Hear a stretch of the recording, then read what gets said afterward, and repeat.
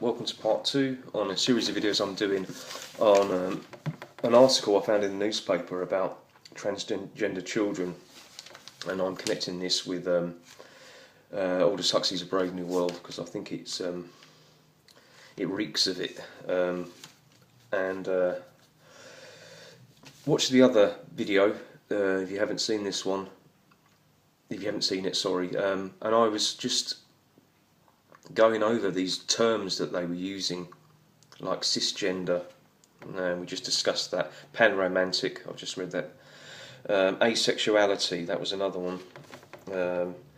And it reads here, it is a lack of sexual attraction to anyone, or low or absent interest in or desire for sexual activity. It may be considered the lack of a sexual orientation as well. So that's asexual. Intersex, that was another one. A variation in sex characteristics that do not allow an individual to be distinctly identified as male or female. So maybe like a hermaphrodite or something like that, physically. And you've got to understand this can be physically, this is also mentally, you know. And we're going to get into that as well. Things will start to make sense, I think. What's the other one? Intersex.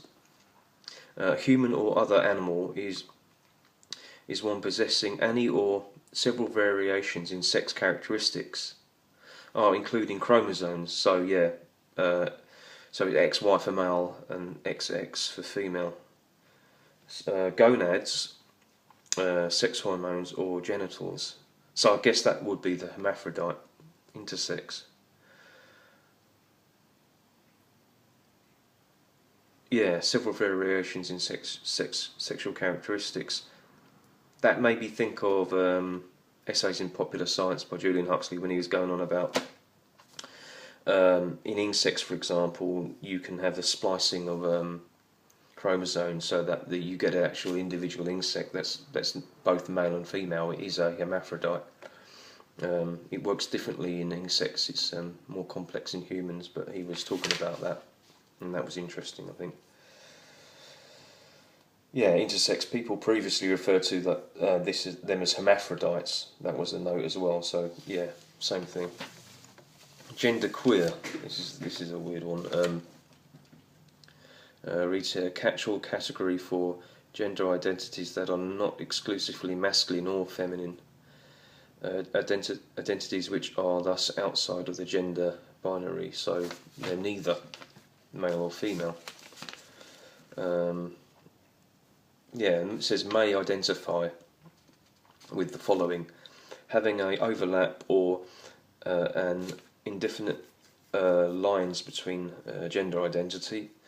Yeah, having two or more genders, being bigender, trigender, or pangender.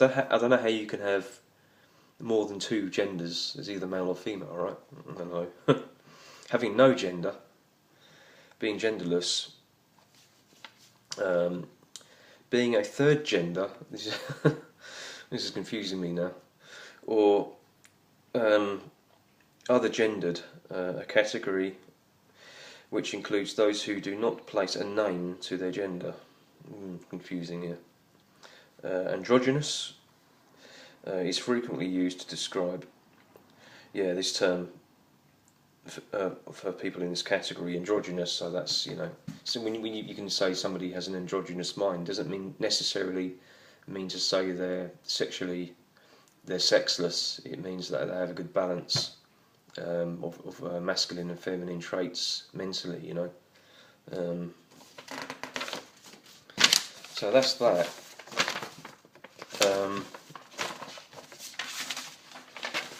But one thing that really made me think with all of this, trying to find my notes, is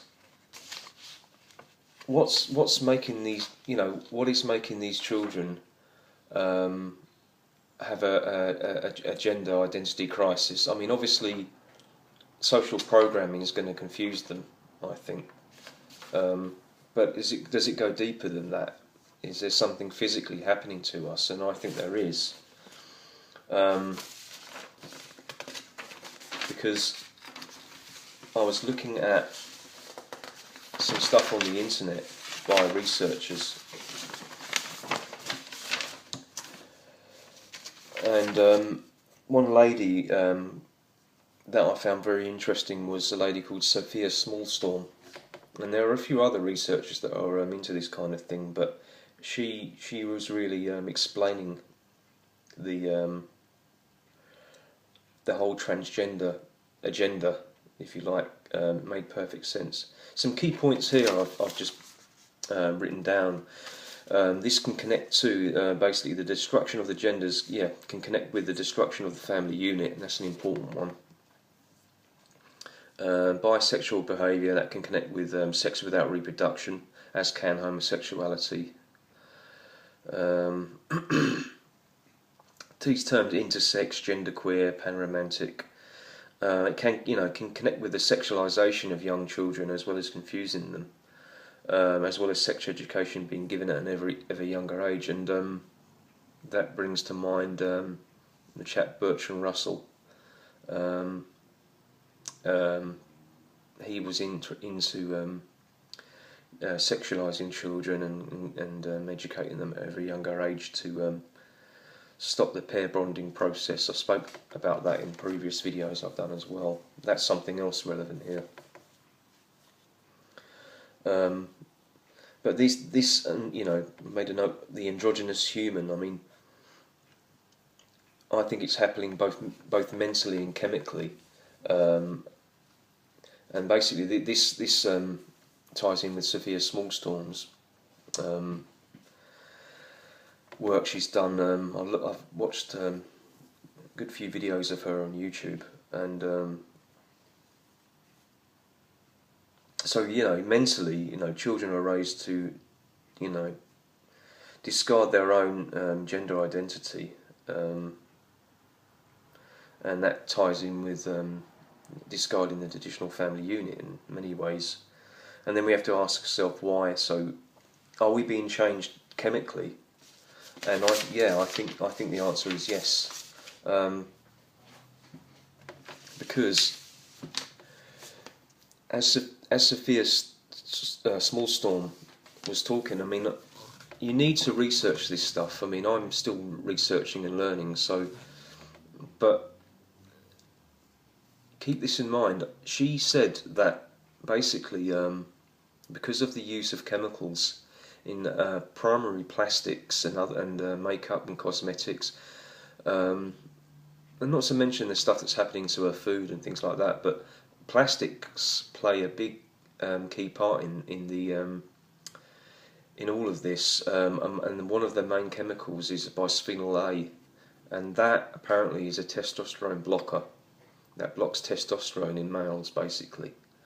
And it has the opposite effect in women somehow. It can have masculine enhancing traits in women. I don't exactly know how, but this bisphenol A, it can act as not only can it block testosterone, it can act as an estrogen, and basically it's feminizing males, because when you think about it, when a baby child is inside the womb, it's a fetus, it's just developing, it is female to begin with. What makes it male is that surge of testosterone that happens, and then it's male, then it goes XY. But all babies are basically female to begin with. So it goes through that transition to become male. So it needs the testosterone there. But if you have an environment inside the mother's body that's blocking testosterone because of these chemicals in plastics, cosmetics and foods, and maybe even vaccines and things like that, what can happen is the child isn't completely male. And I believe it's Sophia Smallstorm, she was saying how there are, abortions are common in boys because the body is rejecting the child because it's not really completely male, so it's deciding not to let it live. And here's the interesting thing. the child could either be physically underdeveloped, the genitals cannot be fully developed, and can have problems there, but also the brain cannot be developed properly. So basically, the brain isn't fully male because of these hormone blockers and chemicals.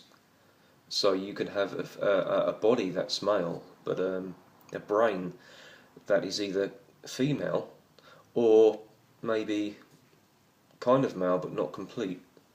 And so this can connect with how you get these young children that are born transgender, as they say. They feel that they are, if they're born a boy, that they are really a girl. They've got a girl's brain, and they feel they're like a girl trapped in a boy's body, and vice versa. It's because of these chemicals that are messing with the hormones, you see. Don't know if that's true or not, but that makes a lot of sense, and I recommend that you look into that. Another good documentary to look on YouTube is something called The Disappearing Male, and that goes into detail what I've just said a lot more effectively. So that can explain what's happening here, because it's frightening, because that means that in the near future more and more children are going to be basically brought into the world this way, if what I'm saying has any credibility. And this is probably, or could be, why they're putting this out in the mainstream media. They're preparing for the future of transgender people, and it makes sense because these people can't have children naturally, can they? It's good for population reduction, isn't it? Because as well as the destruction of the family unit, which can connect to population reduction, and making people completely controllable by governments. So I've got a little bit more to say on that. So join me in part 3.